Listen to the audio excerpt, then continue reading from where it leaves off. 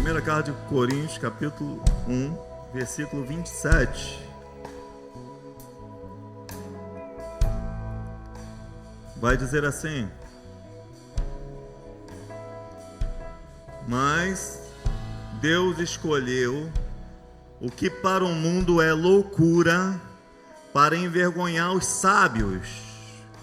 Escolheu o que para o mundo é fraqueza para envergonhar o que é forte.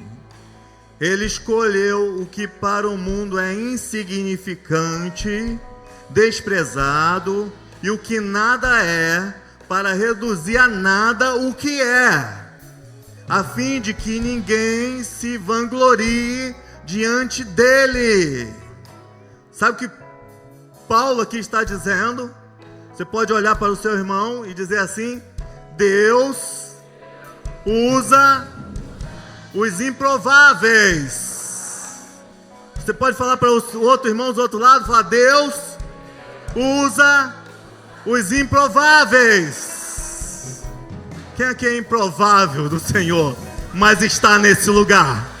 Quem era improvável de estar aqui, mas está por conta da presença do Senhor? Nós estamos aqui porque Ele nos levantou. Nós estamos aqui porque ninguém nos via, mas Ele nos viu. Ele nos resgatou, Ele nos trouxe para esse lugar. Tem pessoas se sentindo tão improvável que fala: eu não sou merecedor. Não, você não é mesmo merecedor, mas a palavra diz que Ele te comprou, meu irmão. Ele te comprou a preço de sangue. Nós éramos improváveis para o mundo, mas Ele olhou para mim, Ele olhou para você. E aqui, alguém pode se vangloriar de alguma coisa? Ninguém pode se vangloriar, porque aqui Paulo vai dizer assim: olha, não tem orgulho nenhum no teu coração não, porque ele vai dizer assim: mas Deus escolheu o que para o mundo é loucura, para envergonhar os sábios. E escolheu o que para o mundo é fraqueza, para envergonhar o que é forte. Você está aqui, você não era o mais forte não, meu irmão. Você era o fraco, mas a tua força agora vem de Deus para a sua vida. Ele escolheu o que era para o mundo insignificante, desprezado, e o que nada é, para reduzir a nada o que é, a fim de que ninguém vanglorie nele. Você pode levantar suas mãos e falar assim: eu sou do Senhor, e a minha força vem do Deus Todo-Poderoso. Às vezes nós chegamos nesse lugar, nos sentindo aquele que nós não somos merecedores daquilo que Deus tem colocado diante de nós. Nós chegamos nesse lugar falando assim: eu vou lá, mas eu não sei se eu mereço, né? Nós vivemos num mundo, na verdade, que nós não sabemos quem é quem. Aqui Paulo vai dizer assim: olha, ele chamou totalmente o contrário do que o mundo chamaria, né? Que talvez se o mundo olhasse, as pessoas fizessem uma seleção, vamos falar assim, e olhasse para mim, e olhasse para você, você não seria chamado pelo homem, mas você foi chamado por Deus. Hoje nós vivemos num mundo em que nós não sabemos o que é verdade e o que é mentira, não é verdade? Quem aí gosta muito das redes sociais, você vê algumas coisas que parecem verdade, mas não é verdade. Né? E nós às vezes somos levados por tudo isso, e é isso que nós vivemos hoje. Muitas pessoas estão sendo enganadas, não é verdade? Você passa um shape de uma pessoa, né?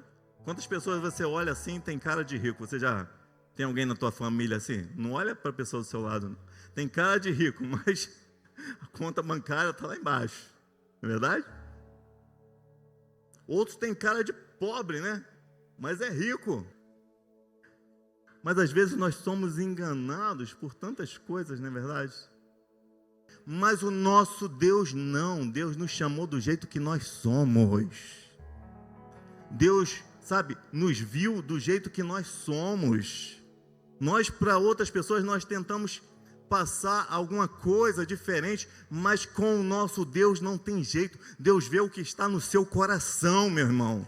Deus vê o que está na sua vida. E se Ele te chamou aqui nesta noite, é porque você é improvável mesmo de estar na presença de Deus, mas Ele resolveu te chamar. E Ele resolveu fazer algo na sua vida. Você pode falar para o seu irmão aí, tenha convicção do seu chamado, meu irmão. Você pode falar com força, tenha convicção do seu chamado. Olhe para o outro então aí. Fala assim, tem algo que só você pode fazer. E Deus conta contigo. Deus conta contigo, meu irmão. Mas eu sou um improvável. Deus conta contigo. Mas eu não tenho capacidade. Deus conta contigo. Deus sabe como você é. E Deus usa os improváveis. Pastor, quantos improváveis tem na palavra de Deus? A gente ia ficar aqui a noite toda. Gideão está lá malhando trigo no lagar, lugar de pisar as uvas, mas ele está lá com medo. Ele não poderia citá-lo.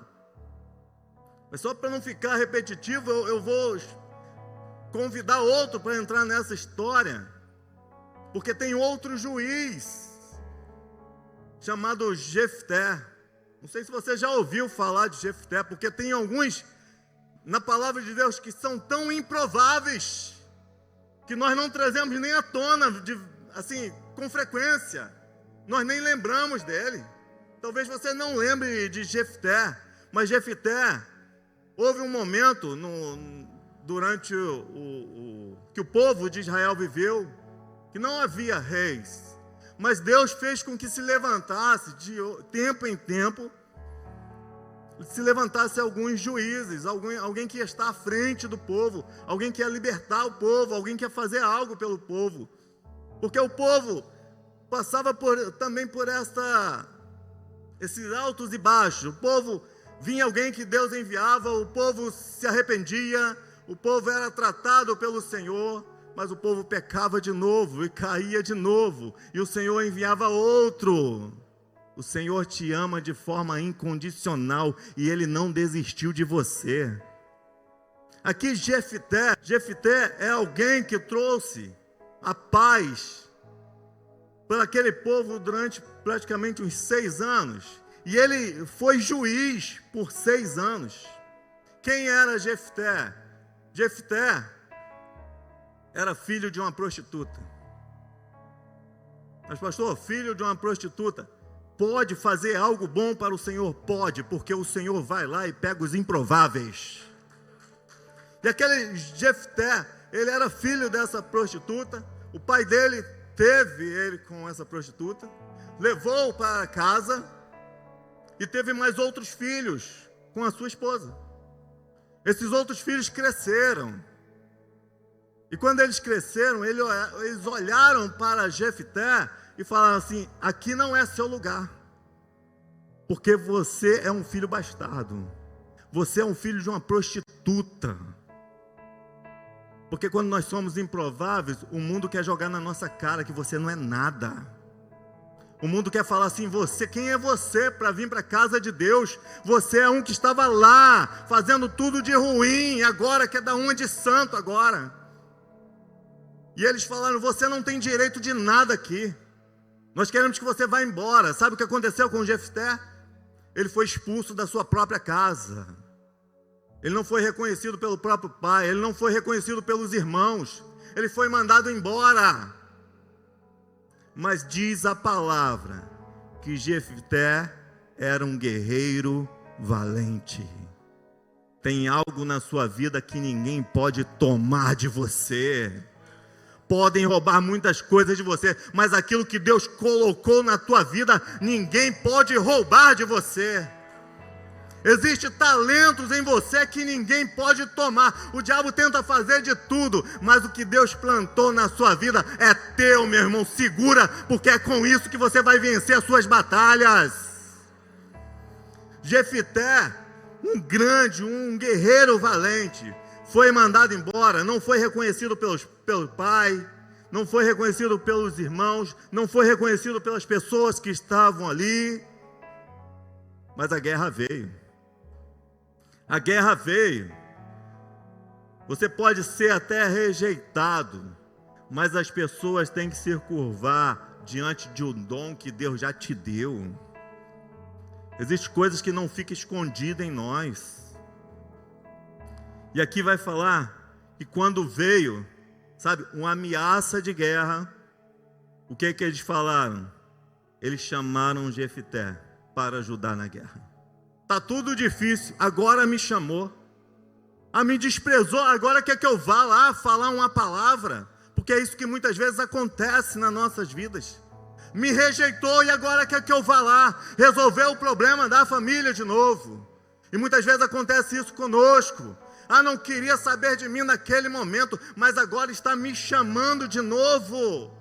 E muitas vezes nós vamos falar, não, eu também não vou. Sabe por quê? Nós começamos a viver essa síndrome da rejeição. O Senhor te chamou para levantar a cabeça e falar assim: eu vou sim, para mostrar quem é Deus na minha vida. Muitos vão te rejeitar, e você vai sair e vai falar: não, deixa para lá. E depois vão te chamar de novo. Jefité, sabe o que ele fez? Ele fala assim: eu vou. E ele chega diante daqueles homens e fala assim: olha, se o Senhor me ajudar e eu vencer esses inimigos, vocês me colocarão sobre o chefe de vocês? Os homens falaram: não, se acontecer isso, você será o chefe. Se acontecer isso, com outras palavras, você vai mudar toda a tua história agora. Você será reconhecido não só pela sua família, mas por todos da cidade. Ele falou: se o Senhor me ajudar, então isso vai acontecer? Vai acontecer. Sabe o que diz lá por volta do versículo 30, 29? Vai dizer assim: Jefité fez um voto com o Senhor. E vai dizer no versículo 29 do capítulo 11, vai dizer assim: o Espírito do Senhor veio sobre ele. O que eu quero dizer com isso? Jefité, apesar de ser um grande guerreiro, de ter esse dom aí dado por Deus para guerrear, ele reconhecia que sem a presença de Deus, ele não seria capaz de vencer os obstáculos na vida dele. Improvável ele já era. Ele era improvável, mas ele reconhecia que se Deus chamá-lo para a guerra, se Deus enviá-lo para a guerra, se Deus mantê-lo durante a guerra, ele sairia daquele lugar mais que vencedor. Então o que você precisa, primeiramente, amados, você que talvez se sinta dessa forma: eu sou alguém que, sabe, tenho sido desprezado, e às vezes eu mesmo desprezo aquilo que Deus colocou na minha vida. Primeiro, Jefité não olhou para trás do que tinha acontecido na vida dele. Ele não olhou para aquelas pessoas que tinham rejeitado. Então não olhe para trás, já passou. Deus está te fazendo viver coisas novas na sua vida. Outra coisa que Jefité fez, ele viu o que Deus poderia fazer através dele. Quando chamaram Jefité, ele não falou assim: mas logo eu que sou o rejeitado, eu que sou o coitadinho da história. Não, pode me chamar que eu vou lá. Lembra de Davi? Eu vou em nome do Senhor dos exércitos. Jefité, ele reconhece, ele fala: olha, se eu for e Deus me der, sabe, a vitória, vocês vão me reconhecer como chefe. Ele foi. Então vá, porque Deus é que está contigo. Continua firme, porque Deus está contigo. A terceira coisa que tinha na vida de Jefité, ele tinha convicção. Tenha convicção daquilo que Deus já colocou na tua vida, meu irmão. Tenha convicção daquilo que Deus, sabe, tem te feito viver, sabe. tem algo que Deus colocou na tua vida e você fala assim, não, é de Deus mesmo. É de Deus mesmo, mas porque eu fui rejeitado, eu não vou viver mais as promessas do Senhor. É porque eu fui rejeitado, eu só vou ficar pensando lá atrás, eu não quero saber mais de nada. Meu irmão, tenha convicção, quem te chamou vai garantir a tua vitória. Quem te chamou vai te garantir até o final. Tenha convicção. Talvez Ele te preparou para esse tempo.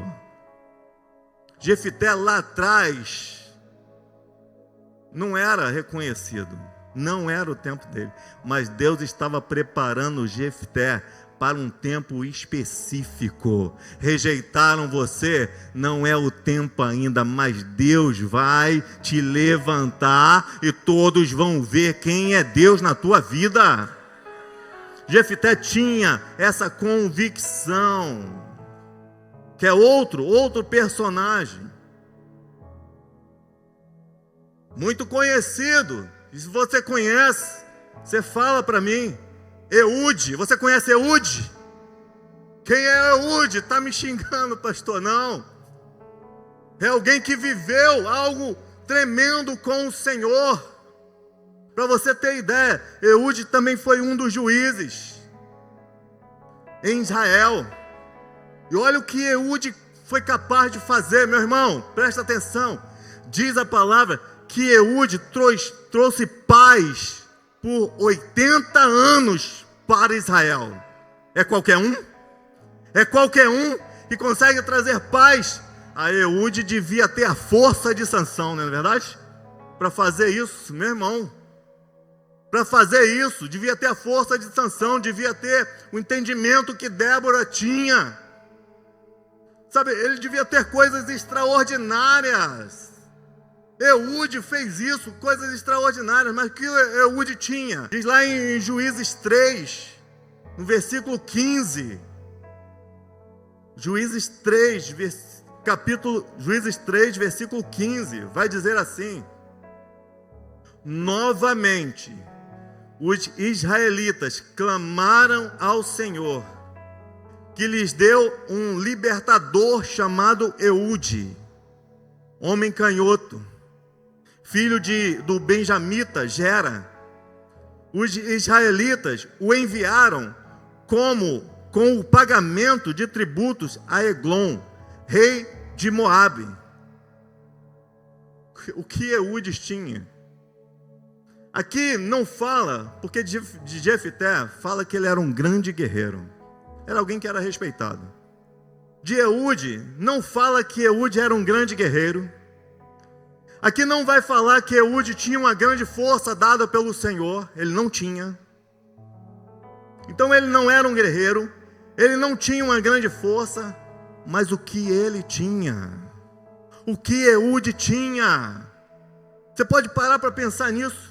Porque um homem capaz de fazer isso, trazer paz por 80 anos para um povo, ele devia ter algo especial, ele devia ter algo sobrenatural. Porque é isso que nós pensamos. Mas eu quero te dizer que Deus chama os improváveis, que aqueles olham para você e falam: esse não tem nada que possa me oferecer. Talvez olhassem para Eude e falavam: quem é Eude para trazer algo? Sabe o que eles fizeram? Os israelitas fizeram com Eude? Eles enviaram Eude para levar o pagamento de tributos. Eude era tão forte, era tão respeitado, que falaram: Eude, você vai ser o nosso garoto de recado. Você vai pegar os tributos que a gente manda todo mês e vai levar. É você, Eude. É você que está se envolvendo aí agora, começa a levar. Então Eude não foi convocado para falar assim: Eude, o que é que você pensa aí para mudar a nossa história? Não. Eude, faz alguma coisa, leva pelo menos isso aqui. Porque força para lutar você não tem. Inteligência para fazer algo contra esse povo inimigo você não tem. O que Eude tinha? E essa é a nossa pergunta: o que Eude tinha para Eude mudar toda a história? Aqui vai dizer, e eu quero ler novamente contigo, vai dizer assim: novamente os israelitas clamaram ao Senhor, que lhes deu um libertador chamado Eude. Sabe o que Eude tinha? Eude tinha uma palavra vinda do Senhor. Tudo que nós precisamos é de uma palavra vinda do Senhor. Quem é Eude? O povo está dizendo, Eude não é nada. Eude é apenas um garoto de recado. O Senhor está falando, Eude é um libertador que eu estou enviando. Eude é alguém que muda a história que eu estou enviando. Mas o que de especial que Eude tinha? Aqui vai falar algo tremendo que Eude tinha. O Senhor lhe deu um libertador chamado Eude. Eude era canhoto. Oh. Tem canhoto aí? Você está assim, tá igualzinho a Eude, cara. Você pode festejar, porque Eude era canhoto. Eude, o que você pode fazer sendo canhoto? Eude era canhoto. Então qual o poder que ele tinha? O poder de ser canhoto. Eu não sei qual a diferença isso ia fazer na história. Eude tinha o poder de ser canhoto. É algo insignificante. Talvez o que você tem para os outros é insignificante, mas Deus conta não com aquilo que você não tem. Deus conta com aquilo que você tem na sua vida. Porque às vezes nós pensamos, eu queria ter algo para fazer a obra do Senhor. Eu queria agir dessa forma, eu queria cantar como o Pedrão canta para fazer a obra do Senhor. Eu queria fazer daquele jeito, eu queria pregar como fulano de tal prega para fazer a obra do Senhor. Deus usa o que você tem da maneira que você é, meu irmão. É dessa maneira que Deus quer te usar. Aqui vai falar simplesmente que ele era canhoto, algo insignificante. E sabe o que ele fez? Por ser canhoto, ele pecou e fez eu ia chamar de faca, mas não é faca, um punhal. Ele fez um punhal, e diz a palavra lá em Juízes, que ele fez um punhal de 0,5 metro, e ele afiou aquele punhal, e ele colocou o punhal dentro da roupa dele.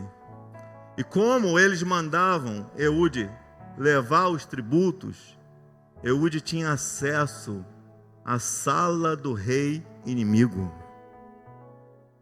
E Eude tinha habilidade na sua canhota. É tudo que Eude precisava. Eude tinha uma palavra do Senhor. Eude tinha acesso aonde o inimigo estava tentando operar na vida deles. E Eude tinha um dom de ser canhoto. Sabe o que vai dizer a palavra?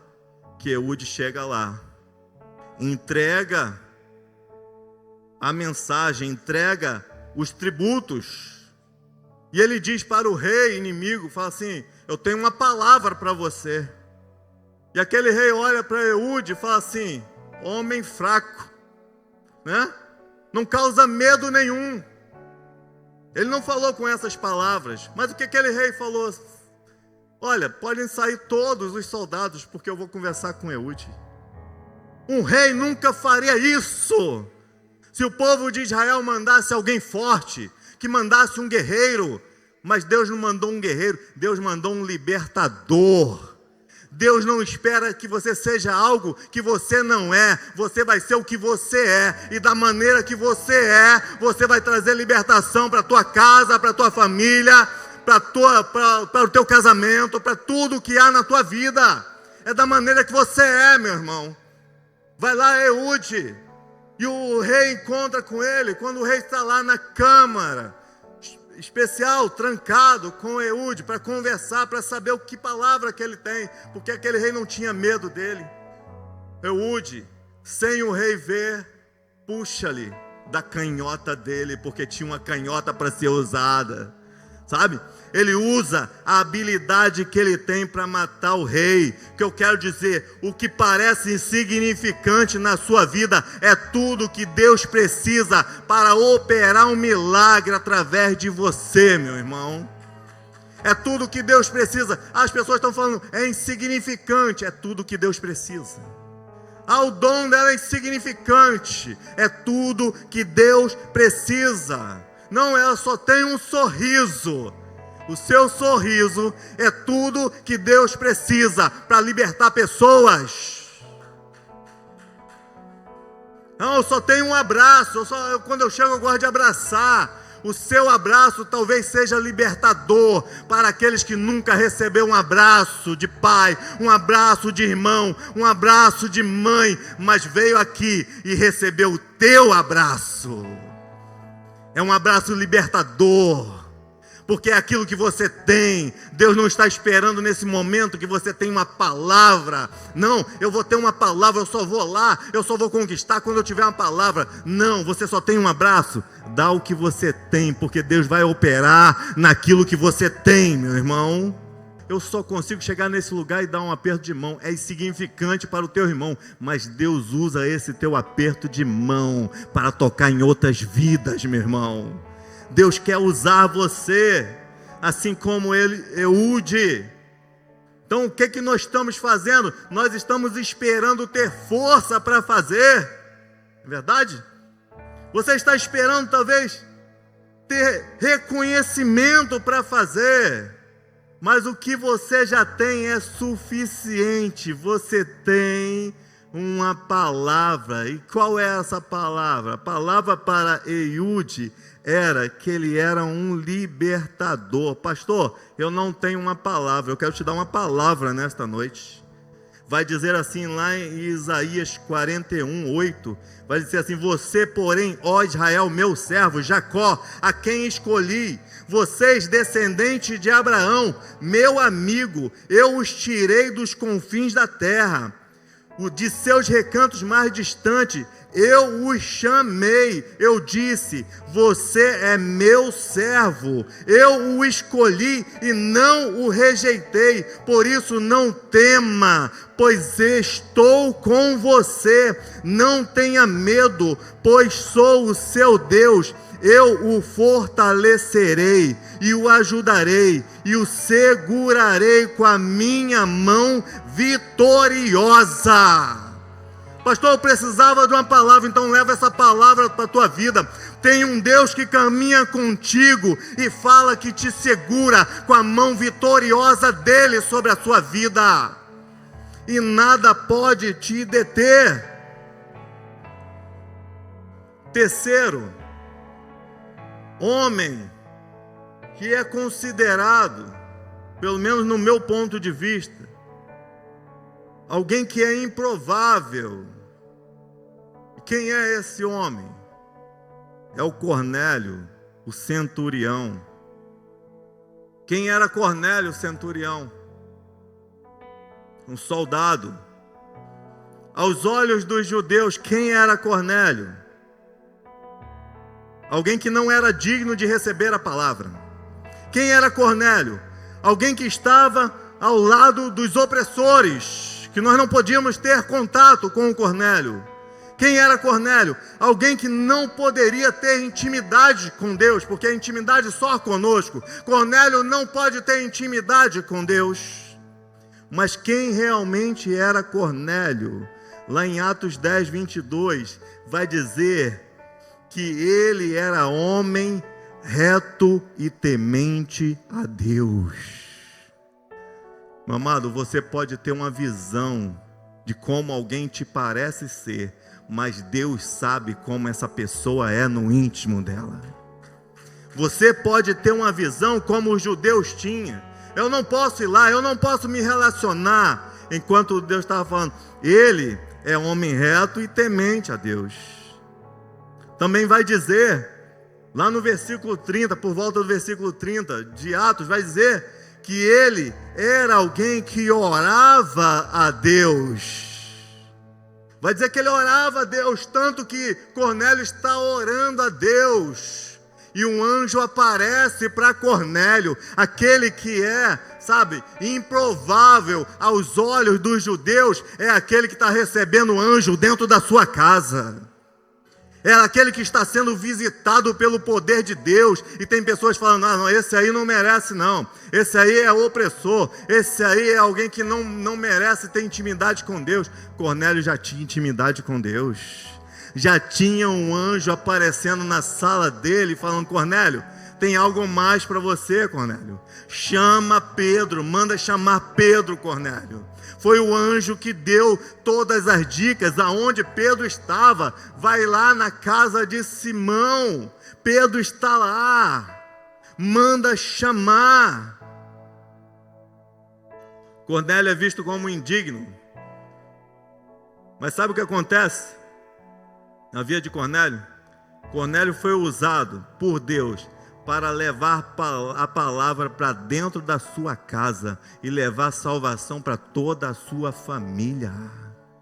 Talvez aos olhos dos outros, fale assim, o modo de agir dele, o modo de agir dela, sabe, não merece não. Realmente, aos olhos dos homens, você é improvável Deus agir na tua casa. É improvável você ser tocado pelo Espírito Santo. É improvável você ver, sabe, coisas espirituais de Deus. Para os homens é improvável. Mas tinha um homem que quando entrava em casa, se quebrantava diante do Senhor.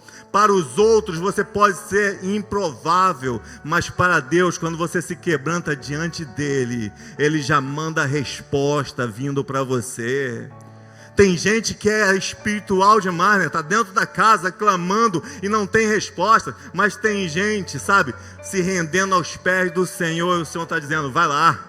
Porque é um filho meu, porque é alguém que é improvável para todas as outras pessoas, mas é alguém que está, sabe, no meu coração. Vai lá e visita Cornélio. Cornélio é visitado, e lá em Atos 10, 44 vai dizer assim, enquanto Pedro ainda estava falando estas palavras, o Espírito Santo desceu sobre todos os que ouviam a mensagem. Os judeus convertidos que vieram com Pedro ficaram admirados de que o dom do Espírito Santo fosse derramado sobre os gentios, pois os ouviam falando em línguas e exaltando a Deus. A seguir Pedro disse, pode alguém negar a água, impedindo que estes sejam batizados? Eles receberam o Espírito Santo como nós. Então ordenou que fossem batizados em nome do Senhor Jesus. Depois pediram a Pedro que ficasse com eles mais alguns dias. O que mais pode acontecer com Cornélio? Tem coisas maiores para acontecer. É como se Deus está falando, Cornélio, você tem me buscado aqui onde ninguém tem te visto, porque você é improvável para as outras pessoas. Mas tem coisas maiores para acontecer na tua vida, Cornélio. E Deus envia anjos para ter encontro com Cornélio. Deus envia Pedro, um dos apóstolos que estavam lá pregando, sabe? E quando Pedro abre a boca para falar de quem é Jesus, o Espírito Santo vem e enche aquela casa e batiza todas aquelas pessoas, e eles começam a falar em línguas. Os improváveis, sabe, para os homens, são tocados pelo Senhor e são cheios da presença de Deus quando busca essa presença. Às vezes nós queremos buscar para mostrar para as outras pessoas. Cornélio não estava preocupado com isso. Cornélio estava dentro da sua casa, orando, buscando para ele. Busca para você, meu irmão. Busca para você. Não vou lá na igreja, eu vou buscar quando todo mundo estiver me vendo. Quando passar a câmera, né? Aí que eu vou fazer aquela de choro agora, porque eu vou sair. Não, se rende diante do Senhor, porque Ele olha para a sua vida e Ele derrama aquilo que é necessário para a sua vida hoje. E para encerrar, porque eu falei para você que tinha muitos outros aqui, quantos improváveis o pastor vai falar nessa noite, meu Deus do céu, é o último. Mas tem essa pessoa que eu quero trazer agora. Esse personagem, essa vida aqui é alguém improvável. É tão improvável que lá em João 1:46 vai dizer assim: perguntou Natanael, Nazaré pode vir alguma coisa boa de lá? Disse Filipe: venha e veja. É improvável para as pessoas. Natanael, vem e vê. Porque se você só ficar sabendo, você não vai contemplar. É improvável mesmo. Sabe o que Isaías vai falar deste que era improvável para os homens? Isaías 53, versículo 2, vai dizer assim: ele cresceu diante dele como um broto tenro e como uma raiz saída de uma terra seca. Ele não tinha qualquer beleza e a majestade que nos atraísse. Nada havia em sua aparência para que o desejássemos. Foi desprezado e rejeitado pelos homens, um homem de dores, experimentado no sofrimento, como alguém de quem os homens escondem o rosto. Foi desprezado e nós não o tínhamos em estima. Sabe o que Isaías está falando? Esse era o mais improvável de todos. Esse era aquele que as pessoas olhavam e falavam assim: esse? Quem será esse? Esse não é ninguém. E diz Isaías que as pessoas iriam virar o rosto, esconder o rosto, desprezando a fisionomia dele.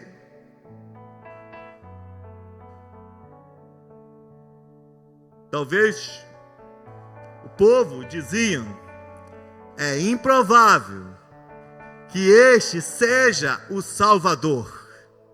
É improvável, pelo jeito que ele anda, ele não é o Salvador. É improvável. Mas eu disse para você lá no início que você tem que ficar com aquilo que Deus fala a seu respeito, não é verdade?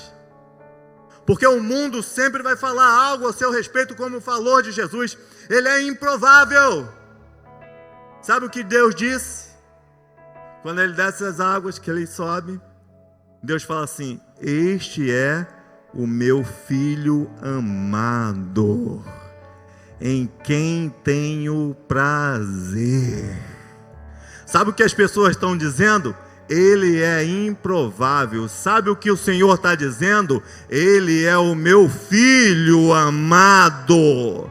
Sabe o que as pessoas estão dizendo a seu respeito? Ela é improvável, ela não vai muito longe não, nessa caminhada, isso vai passar. Vai deixar a caminhada logo logo, daqui a pouco está junto conosco. Isso aí é fogo de palha. Enquanto o Senhor está olhando para a sua vida, falando assim: você é meu filho, você foi resgatado por mim, você foi chamado pelo seu nome, porque eu te conhecia desde o ventre da tua mãe. Lá em Mateus 16, vai dizer assim, Mateus 16, versículo 13 e 14, vai dizer assim: chegando Jesus à região de Cesareia de Filipe, perguntou aos seus discípulos: quem os outros dizem que o Filho do Homem é? Eles responderam: alguns dizem que é João Batista, outros Elias, e ainda outros Jeremias ou algum profeta. Você vê que essa pergunta de Jesus, Deus fala: como eles estão me vendo? Como vocês que estão andando aí pelo povo, como o povo tem me visto? Eles falam assim: olha, eles falam que você é Elias, talvez seja João Batista, talvez seja alguns falam que você é um dos profetas que se levantou aí. Você vê que do povo ali, ninguém reconhecia o Senhor Jesus como o Salvador. Nenhum dos discípulos conseguiram detectar entre o povo alguém que fala assim: não, ele é o Salvador. Porque senão aqui eles iam dizer: não, mas tem outros que falam que tu és o Salvador. Não, ninguém dizia. Porque ele, andando no meio do povo, ele era o improvável de ser o Salvador. Porque eles esperavam um Salvador que vinha alinhado, com cara de rico. Eles esperavam um Salvador que vinha, sabe, demonstrando uma força para ocupar um lugar numa cadeira. É isso que eles esperavam, mas Jesus vem como um Salvador, preparando um lugar celestial. Pedro vai até declarar. Pedro vai declarar: Tu és o Filho de Deus, Tu és o Messias. Jesus vai falar assim: Pedro, não foi homem que te revelou, mas foi o próprio Deus. Você vê que ninguém além de Pedro consegue enxergar quem Jesus era. E Pedro só enxergou por conta da presença de Deus na vida de Pedro. Jesus era totalmente improvável de ser aquele que vinha trazendo a libertação do povo.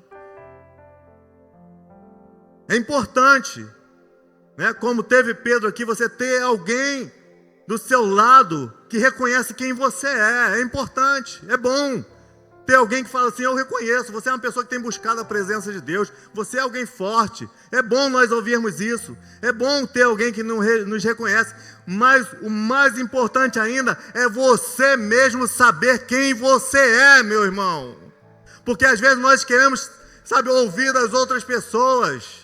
Jesus não tinha esse problema, não importava quem falasse o que Jesus era, ele sabia quem ele era.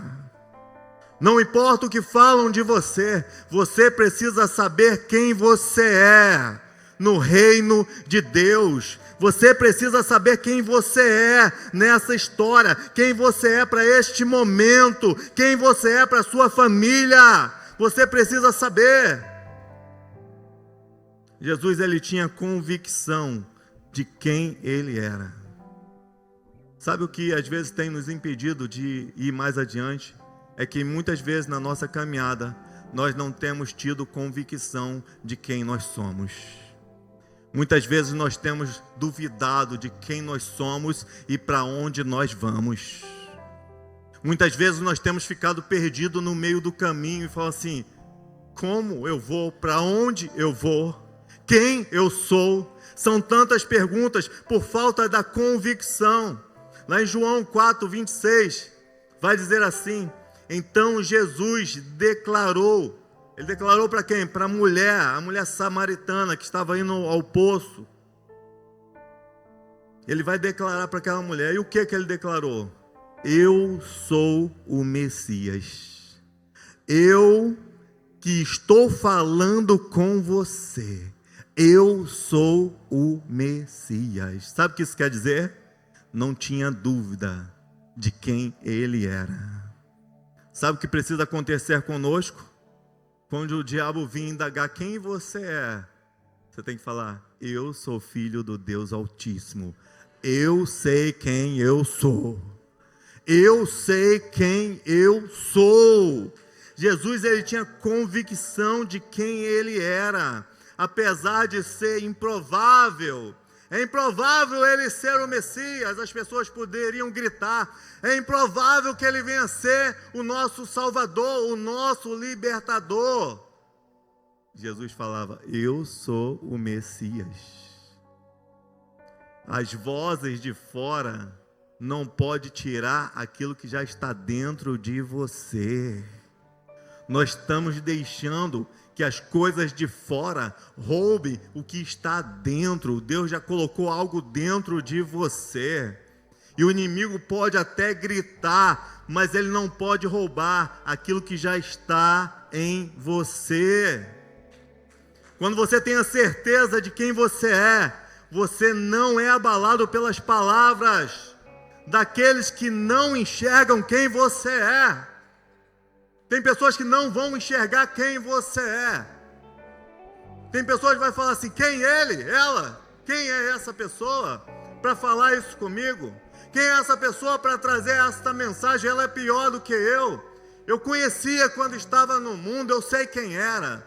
Sabe quem era, mas você não sabe quem é agora, porque nós fomos lavados e redimidos pelo sangue do Cordeiro de Deus. Nós já não somos quem nós éramos. Agora nós somos filhos do Deus Altíssimo. Nós fomos resgatados por Ele.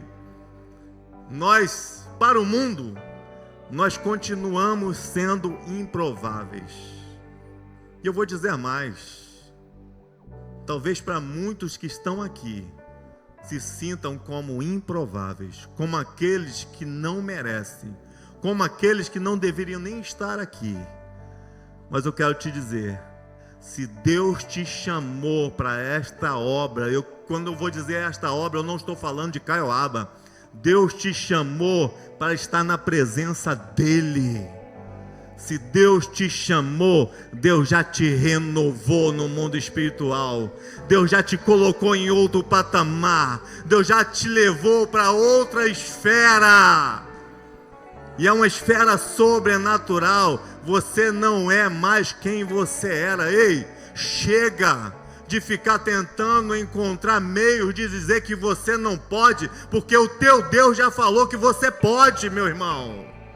E Ele te trouxe aqui para mudar a sua vida.